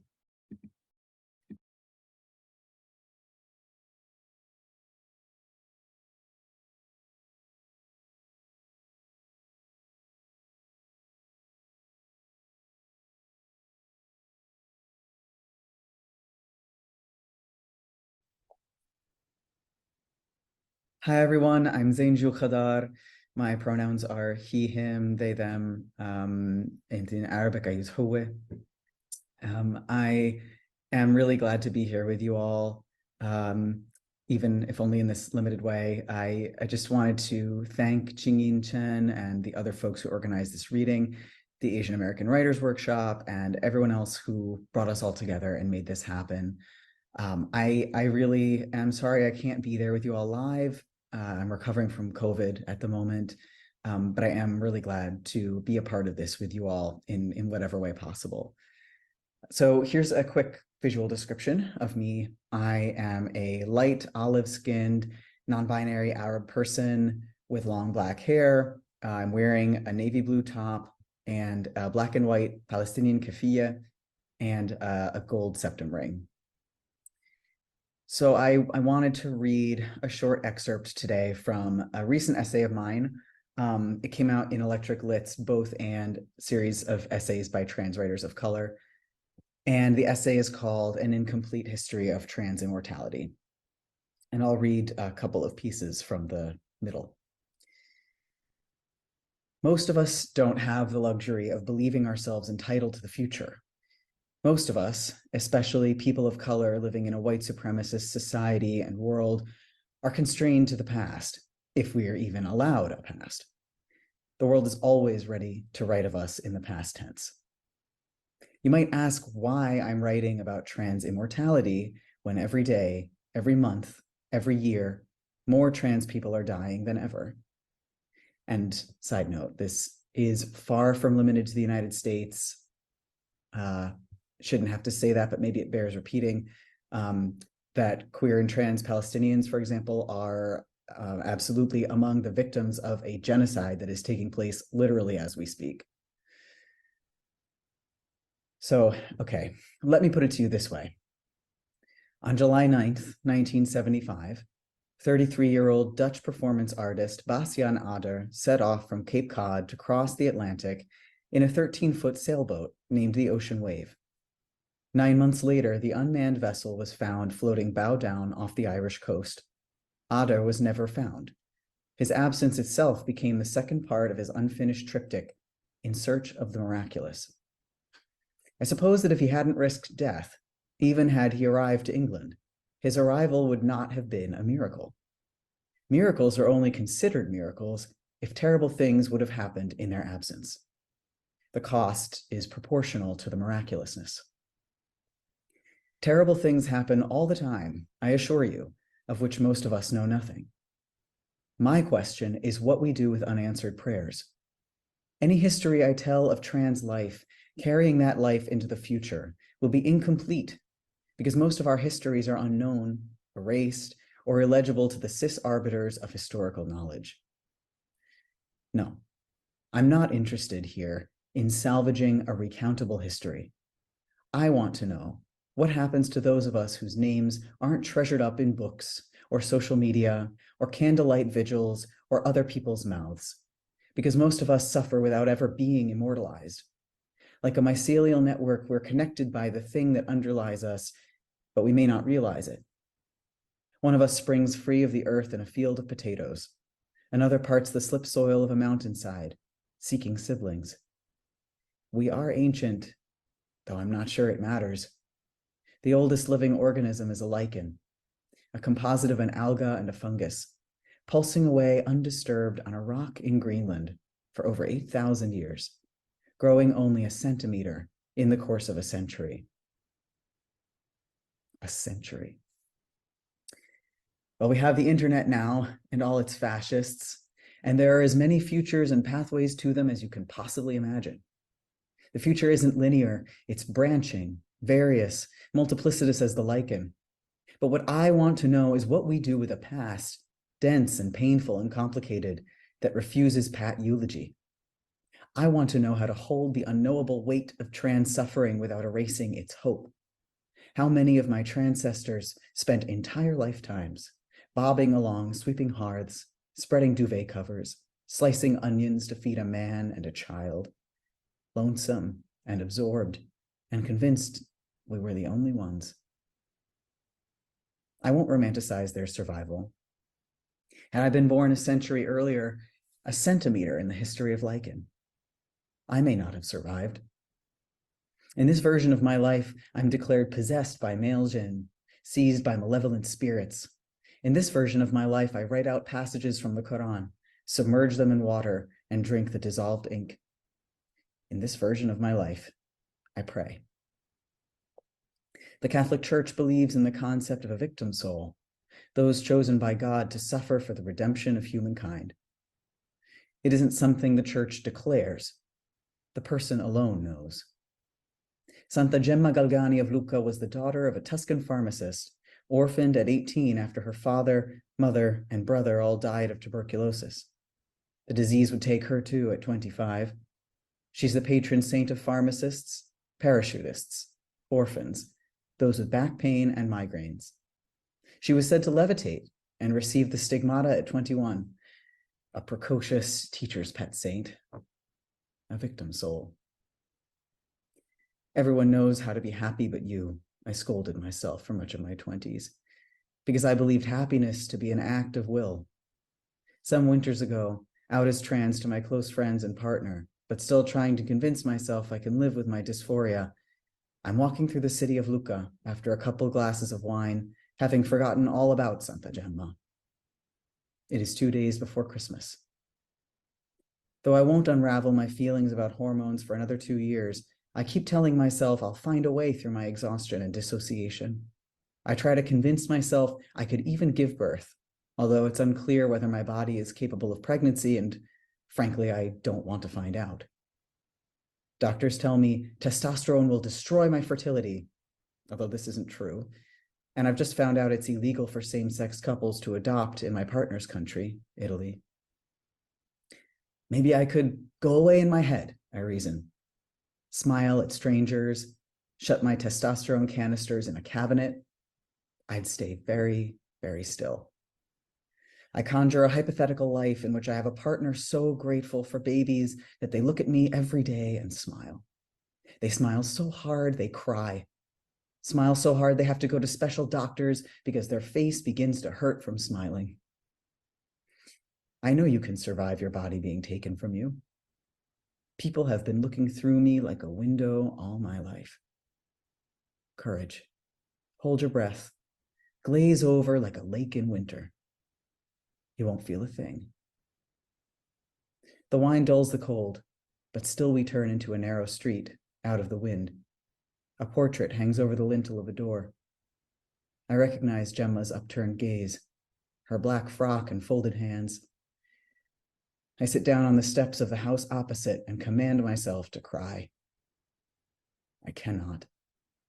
I berate myself for being tipsy and unhealed. In this house, a saint's hands and feet began to bleed.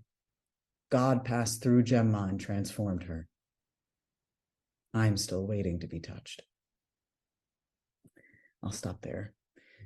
Thanks so much again for having me. All right, and thank you again to George Abraham, Lindsay Choi, Chaelee Dalton, and Zeyn Joukhader. And now I am going to pass it to the final co-host of the evening, Yanni. Thanks, Chrysanthemum, and thank you so much to all of the readers who have read, both here and not here. Yeah, it's been really amazing to hear all of your voices and to be part of this. So I have the pleasure of giving the fundraising update. I'm just going to refresh the page. Okay, it's 35%. So we're 35% on our way there to our $5,000 fundraising goal. So thank you again to Kaya Press for supporting this fundraiser. And I've got all the thank yous in this block. So thank you to our community partners, Asian American Writers Workshop, the Asian Pacific American Institute at NYU, Brew and Forge, Circle for Asian American Literary Studies, Kaya Press, Kundiman, Lambda Literary, Loyalty Bookstores, and Paula Light Lab at the New School for partnering with us on this event and helping us get the word to our communities. Thank you to the planning team, Ching-In Chen, myself, Chrysanthemum, and Noah, with assistance from River.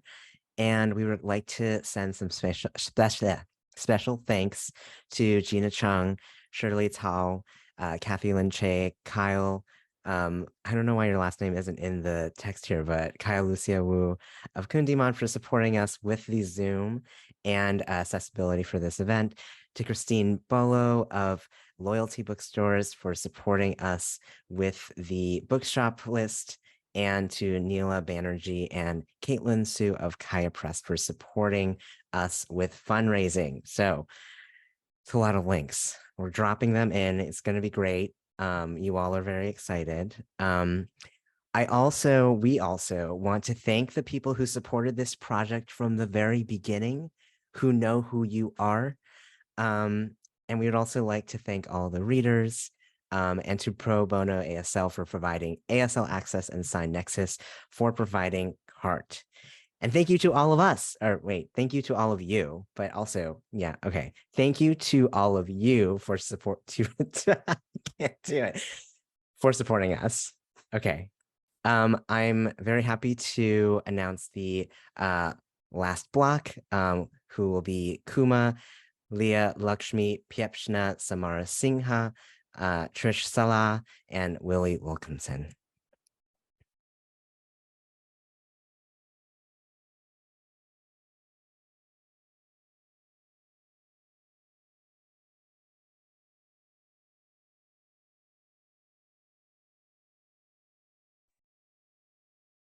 Hello, everybody. I am Koomah.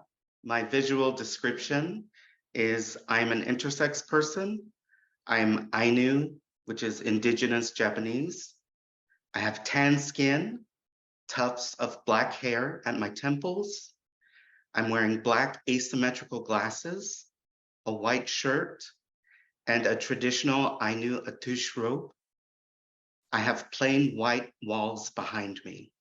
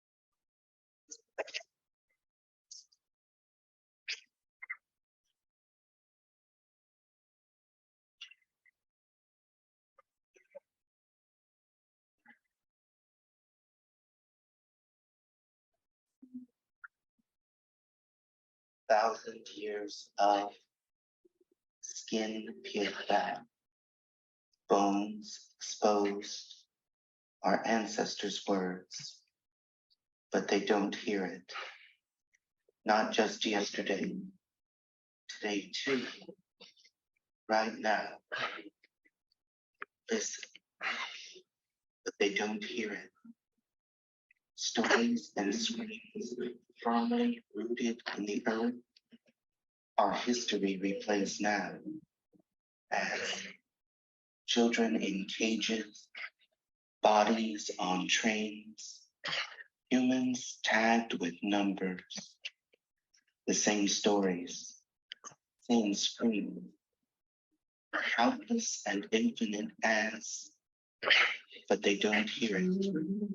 The cries of the defiant, the ones who fight back, as they did in the past. They listen, but they don't hear it. Let the screams be seen. Wear them as battle scars. May they be in your face. Force them to be seen, because they are not heard.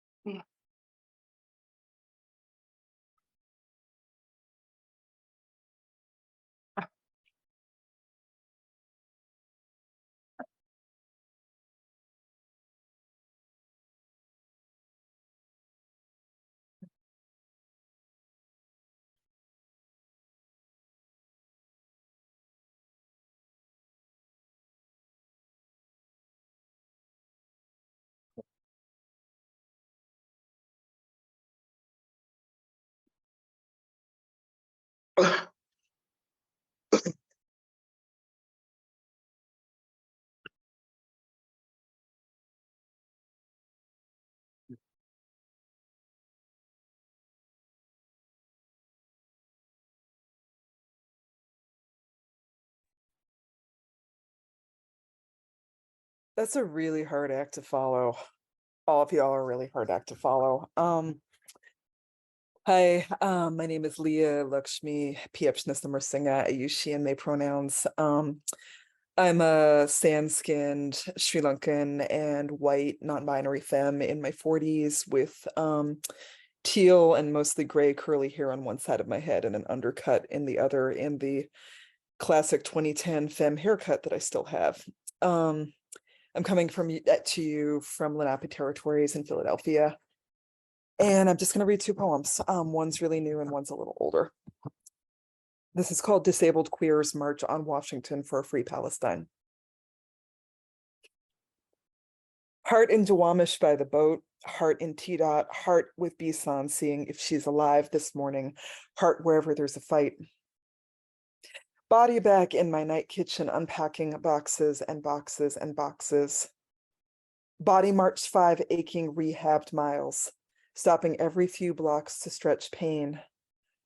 All the access supplies made it except the SI belts, but L picks up a dropped scarf of Palestinian colors, ties it tight around my busted L5, and I can keep marching. I am so fucking old, and so is war. This one isn't even that old yet, but it feels ancient as we 300,000, not 10,000, shout fuck Joe Biden for hours at this barricaded white dome that rules us. 10-year-old brown boy darts through the outer fence to give a finger. His mother alarms, come back, you'll be shot.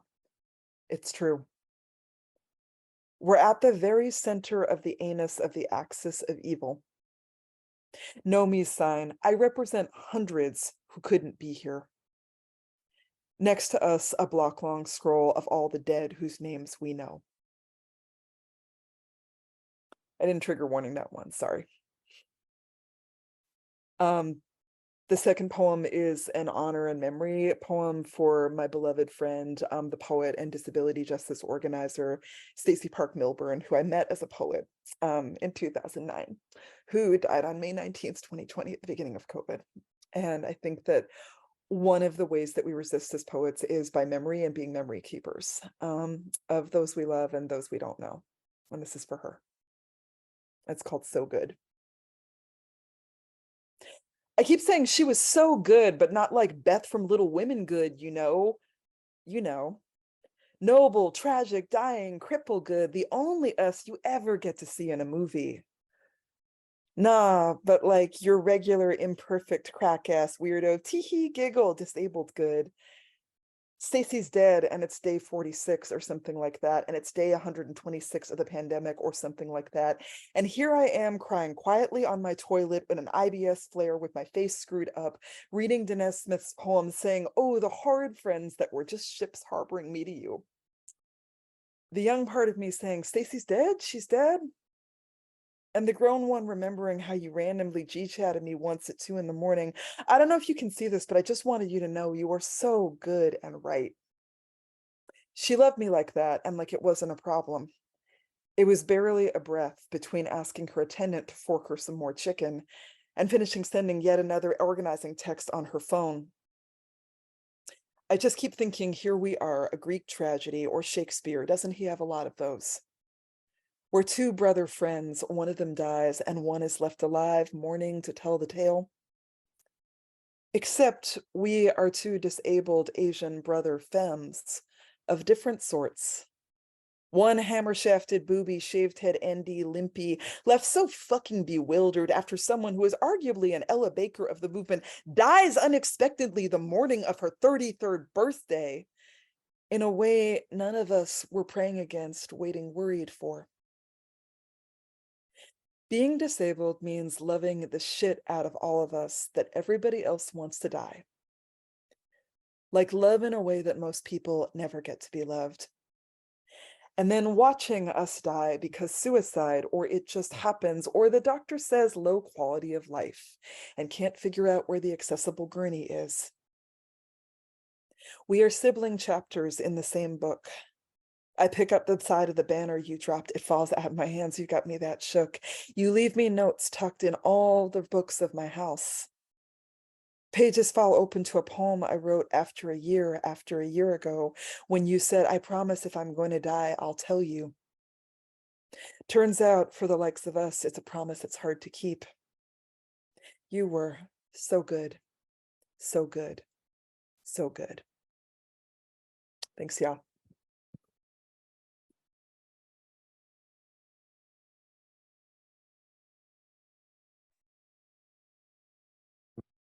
Wow, Leah, so good to be reading with you. So hard, that poem. It's wonderful to be reading with all of you tonight and this afternoon, depending upon where we are. My name is Trish Salah, and I'm joining from Toronto, occupied lands of the Mississauga of the Credit River, the Haudenosaunee, the Anishinaabe, and the Wendat. I am a light-skinned mixed Arab-Irish trans woman with blonde and gray hair. I'm wearing glasses, a black top, a red and white keffiyeh, books on shelves and flowers in the background. The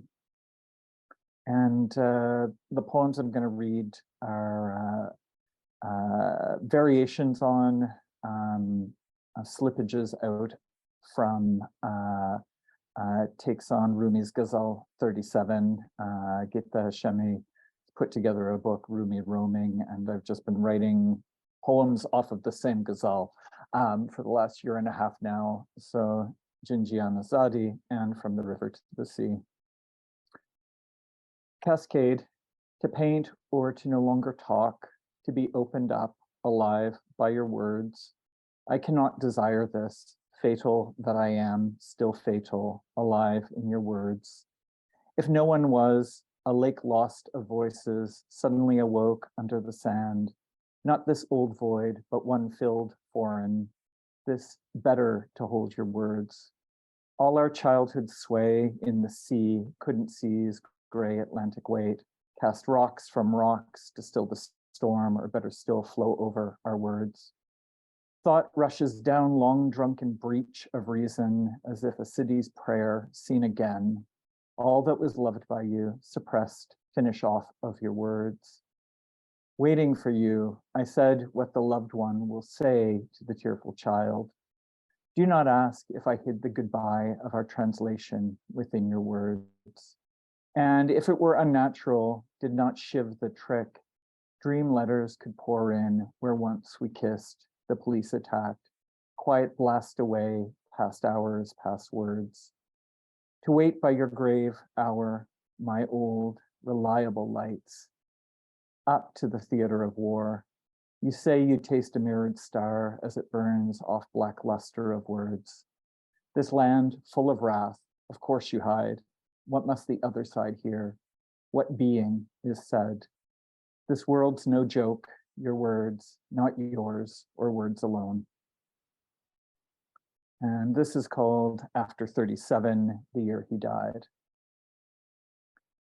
Inside the dream, to relay it, to break it, in, out. How years will become still now, baroquely styled, as if, in the beginning, outside the dream. As if our body begins a ruse, a dyed platinum blonde rose, as if your aunt brought back, white on blue ceramic, the Parthenon, or if you were brought back here to police the dream's navel. The interrogation, a ruse, would it go like this? Were you given a body? Were you forgiven by alchemy or a mother? Witchcraft of a father? How to fall asleep. Here in the story of the dream, a rose, small but foreign, lucid, still quickening. Your doctor and you both know you're still serving the dream. Who, indifferent and quickly goes awry, becomes hidden, a rose in your mouth, in translation's route, in hiding. You are left to recall as if instructions, just sit still, like a mother to a restless child, unable to be like a child.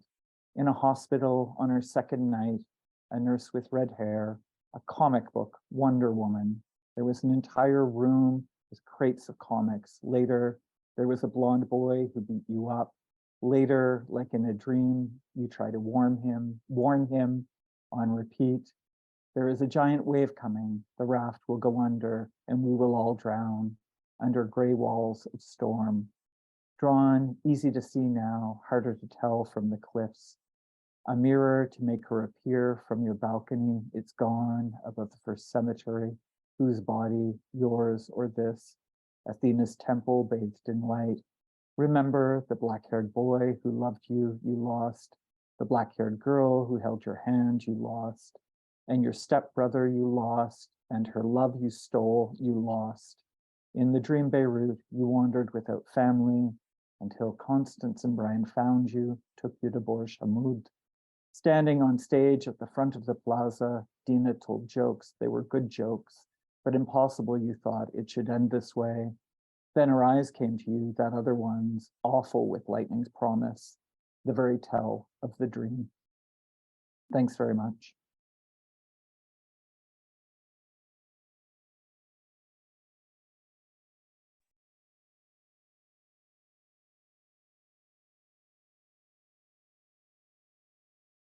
Wow. Hey, everyone. I'm Willy. Great to be here in community. Thank you to the organizers. I'm just eating up all these delicious words for breakfast, lunch, and dinner. It's so good. Thank you. I'm a mixed Chinese and white trans man in my 60s with short brown hair, with bits of gray, wearing a black t-shirt with a red Chinese dragon, though I don't think you can see it, and a necklace with the Chinese character for love. My mom, who passed in December at age 100, always signed her letters with the character for love. So that's why I wear this. And, you know, when asked, I guess I would be a waterbender in Ohlone territory, Oakland, swimming in the bay as much as possible. So that's me. So I'm reading from my book, Born on the Edge of Race and Gender, A Voice for Cultural Competency. And this is an excerpt from the piece, Transition in the Fierce Year of the Dragon, because we are coming up on that. The blast caught me by surprise, slicing the still nighttime air with rapid fire explosions. Faster than my heart, louder than my excitement, the deafening release announced Lunar New Year's Eve at midnight in a cloud of smoke wafting to the sky. It continued for about 10 minutes, a long time for firecrackers, a little extra firepower, chasing away the evil spirits and welcoming the auspicious year of the dragon in 2012. Minutes before, I had launched my own firecracker on Facebook. Did you clean your house? Don't sweep or wash your hair tomorrow. I want to announce my fierce dragon year news. I'm finally transitioning into male, a process I started when I changed my name to Willy at age 9. Responses blew up my email with the same rapid fire succession as my next door neighbor's explosive fireworks. As the firecrackers went bang, bang, bang, my iPhone went ping, ping, ping. Thanks for the reminder and congratulations on transitioning. What an awesome way to start the new year. I'm so proud and happy for you. I did clean my house. And again, you rock, brother. Hoping this year the dragon brings you happiness through your transition, Willy.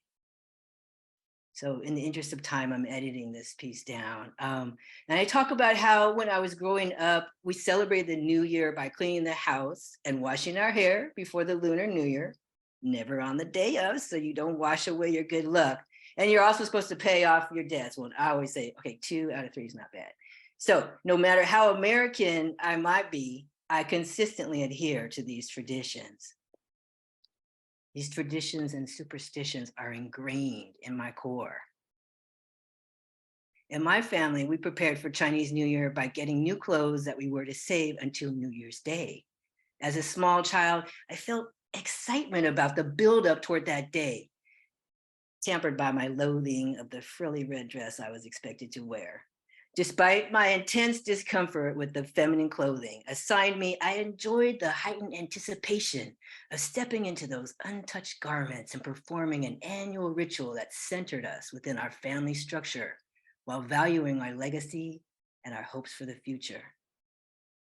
I remember that special year when my mother finally grudgingly realized that I needed Chinese New Year clothing from the boys' department.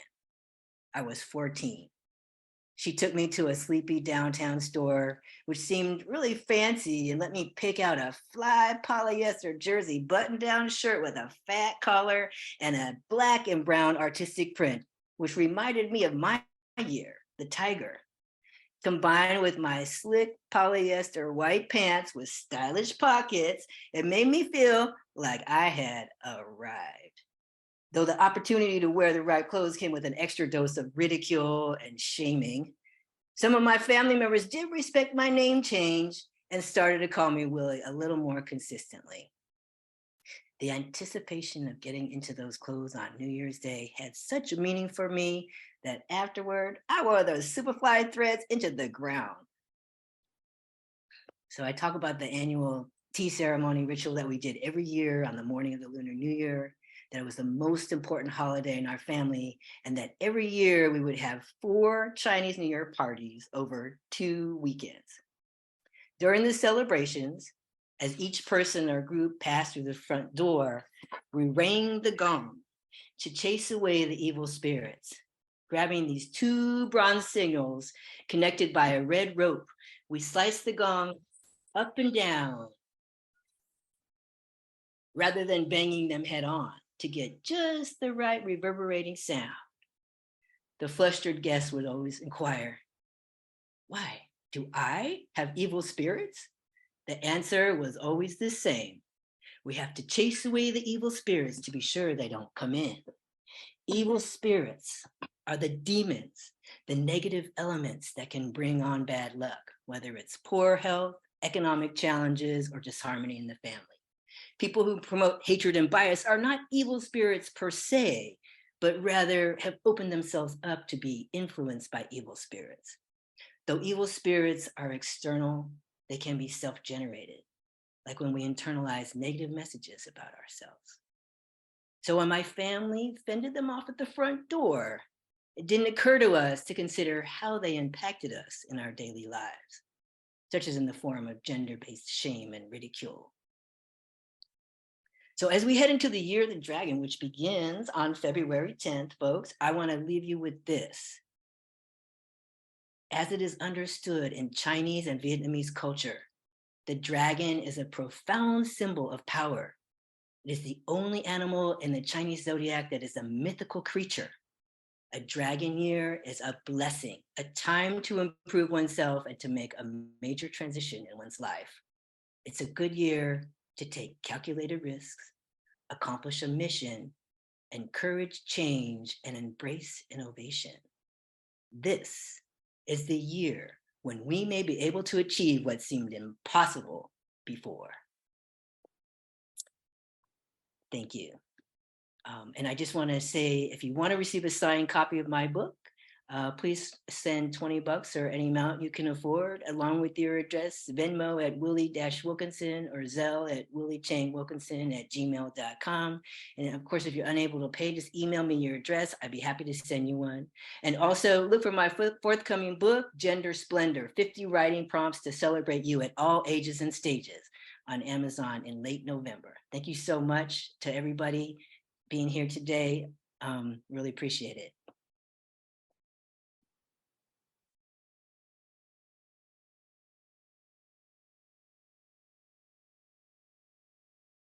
Well, thank you so much to Koomah, Leah, Lakshmi, Piepzna-Samarasinha, Trish, Salah, Willy Wilkinson.